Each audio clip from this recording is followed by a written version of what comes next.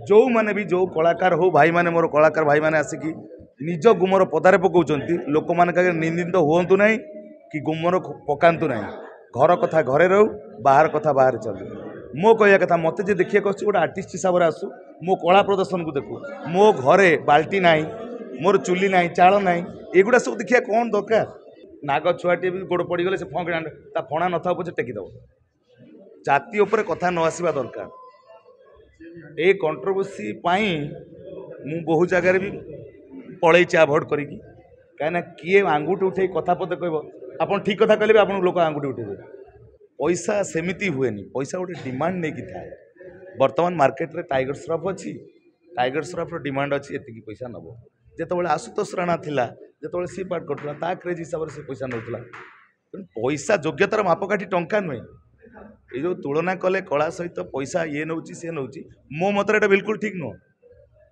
योग्यतार मापकाठी हूँ गुण quality not quantity रजा प्रजा थिले रजा हेबे ना केमिति सेमिति मुकुट विहीन सम्राट किए कह तेणुक ये सब वाद विवाद कथा नुहे बहुत पूर्वपुरुष प्रवाद रही आप पढ़ले जानवे खाली आम गोटे निज निज भितर तर्क वितर्क करने ये सब जिनस कर समय कौच सब बड़े समय हूँ बड़ कौ मालिक बड़ नुहे कौ कलाकार बड़ नुहे भगवान तो कहते समय बड़ ना भिलेन नुहे मजा जेन को मिलन शकुनी पशापाली कले आपण मैंने पशाकारी कर भिलेन को आपण मैंने तीर चल ना प्रच्छद पटर नायक ही आपण मैंने कार्य कर चाहिए समाधान हो पड़ो केड़े केड़े बड़ समाधान हो गला नाई सार गोटे कथा एनालिसिस करना जेहेतु सार से सातटा पार्टी करते सातटा पार्टी चलैया हेले 150 लेखा आप हिसाब करूँ कि 170 स्टाफ हिसाब करूँ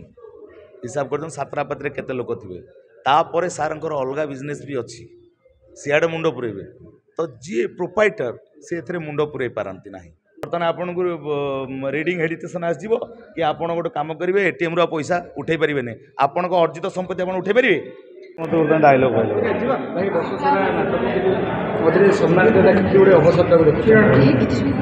आज जो सम्मानित कार्यक्रम होत्रा संस्कृति सुरक्षा मंच चैरिटेबल ट्रस्ट बहुत भल पदक्षेप वर्तमान समय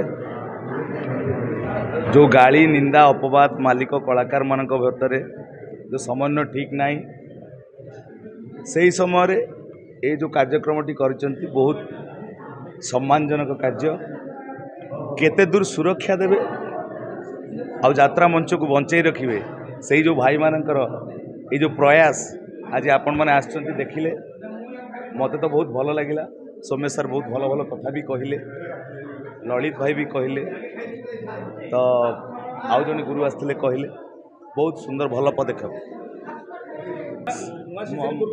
अच्छा मत खाली गोटे कथा कहतु कृषक बड़ ना सरकार बड़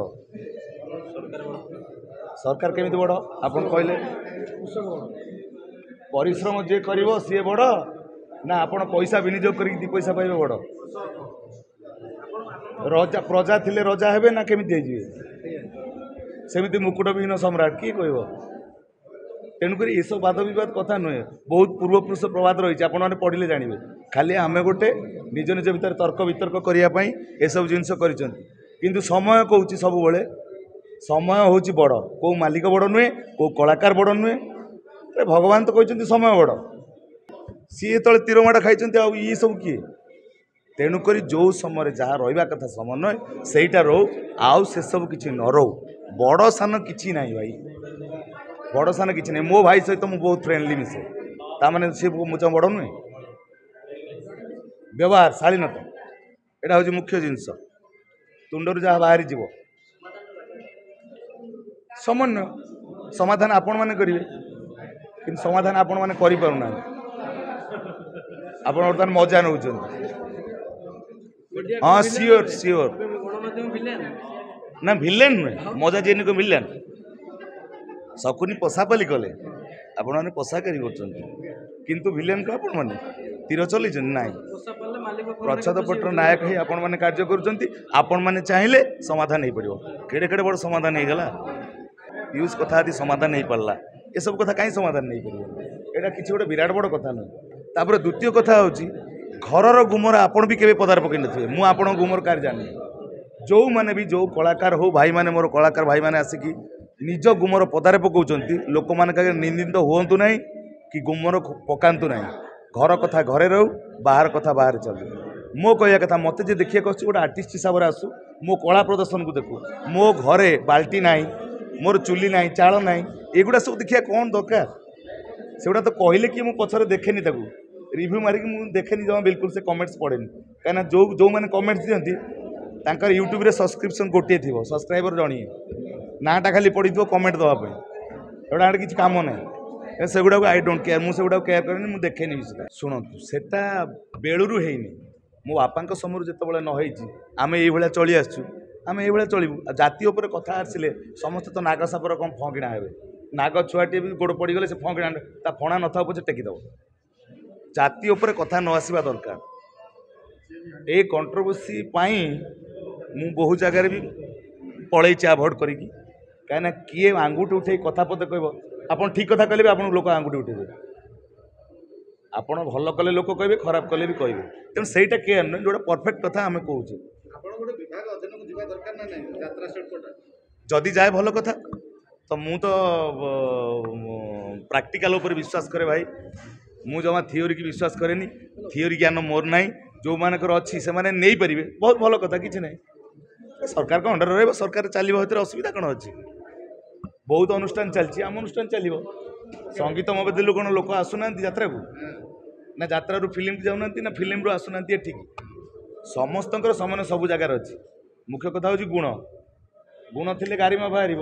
ତେଣୁକରି ଆମକୁ ଦେଖିନାହାନ୍ତି, ଆଡ଼ ଆଖିରେ ଦେଖିଛନ୍ତି। ହଉ ଦେଖନ୍ତୁ କ'ଣ ଅଛି, ଆମ ନୈତିକ ଅଧିକାର ଛଡ଼େଇ ନେଇଛନ୍ତି, ଆମ ଭୋଟର ଆଇଡି କାର୍ଡ଼ ଛଡ଼େଇ ନେଇଛନ୍ତି, ଆଧାର କାର୍ଡ଼ ଲିଙ୍କ କାଟି ଦେଇଛନ୍ତି। ସେଟା ଯୋଉନ କରିବେ ପୁଣି ବିକିବ ନାଇଁ। ସାର୍ ଗୋଟେ କଥା ଆନାଲିସିସ୍ କରିନାହାନ୍ତି। ଯେହେତୁ ସାର୍ ସେତେବେଳେ 7ଟା ପାର୍ଟି କରିଥିଲେ, 7ଟା ପାର୍ଟି ଚଳେଇବାକୁ ହେଲେ 150 ଲେଖା ଆପଣ ହିସାବ କରନ୍ତୁ, କି 170 ଷ୍ଟାଫ୍ ହିସାବ କରନ୍ତୁ। ହିସାବ କରିଦିଅନ୍ତୁ 7ଟା ପାର୍ଟିରେ କେତେ ଲୋକ ଥିବେ।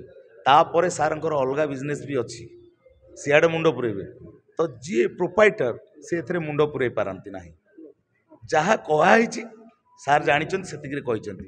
ତାଙ୍କ ଅନୁଷ୍ଠାନରେ ସେ ସମୟରେ ହୁଏତ ସେମାନେ ବିଲିୟନକୁ ଅଧିକା ପଇସା ଦେଉଥିବେ, କିନ୍ତୁ ମୋ ଜାଣିବାରେ ପଇସା ସେମିତି ହୁଏନି। ପଇସା ଗୋଟେ ଡିମାଣ୍ଡ ନେଇକି ଥାଏ। ବର୍ତ୍ତମାନ ମାର୍କେଟରେ ଟାଇଗର ଶ୍ରଫ୍ ଅଛି, ଟାଇଗର ଶ୍ରଫ୍ର ଡିମାଣ୍ଡ ଅଛି ଏତିକି ପଇସା ନେବ। ଯେତେବେଳେ ଆଶୁତୋଷ ରାଣା ଥିଲା, ଯେତେବେଳେ ସି ପାର୍ଟ କରୁଥିଲା, ତା କ୍ରେଜ୍ ହିସାବରେ ସେ ପଇସା ନେଉଥିଲା। ତେଣୁ ପଇସା ଯୋଗ୍ୟତାର ମାପକାଠି ଟଙ୍କା ନୁହେଁ। ଏଇ ଯେଉଁ ତୁଳନା କଲେ କଳା ସହିତ ପଇସା ଇଏ ନେଉଛି ସିଏ ନେଉଛି, ମୋ ମତରେ ଏଇଟା ବିଲକୁଲ ଠିକ୍ ନୁହଁ। ଯୋଗ୍ୟତାର ମାପକାଠି ହେଉଛି ଗୁଣ, କ୍ୱାଲିଟି, ନଟ୍ କ୍ୱାଣ୍ଟିଟି। ଆପଣ ବାକ୍ସ ଭର୍ତ୍ତି ହେଇକି ଅଛି, ଆପଣ ଠିକ୍ ସମୟରେ ପଇସା, ବର୍ତ୍ତମାନ ଇଣ୍ଡିଆ ପାକିସ୍ତାନ ୱାର୍ ଲାଗିଛି, ଯୁଦ୍ଧ ଲାଗିବା ପାଇଁ ଆଶଙ୍କା ଅଛି। ବର୍ତ୍ତମାନ ଆପଣଙ୍କୁ ରିଡ଼ିଂ ହେଡିଟେସନ୍ ଆସିଯିବ କି ଆପଣ ଗୋଟେ କାମ କରିବେ, ଏଟିଏମ୍ରୁ ଆଉ ପଇସା ଉଠେଇ ପାରିବେନି। ଆପଣଙ୍କ ଅର୍ଜିତ ସମ୍ପତ୍ତି ଆପଣ ଉଠେଇ ପାରିବେ? ନାଇଁ, ଆକ୍ଟିଂ ନୁହେଁ। ମୁଁ ଭଲ ଲାଗନ୍ତି ମୋତେ ସିଏ, ତାଙ୍କ ଚରିତ୍ର ମୋତେ ବହୁତ ଭଲ ଲାଗେ। ଆଉ ମୁଁ ତାଙ୍କୁ ଆଇଡଲ୍ ବୋଲି ମାନେ।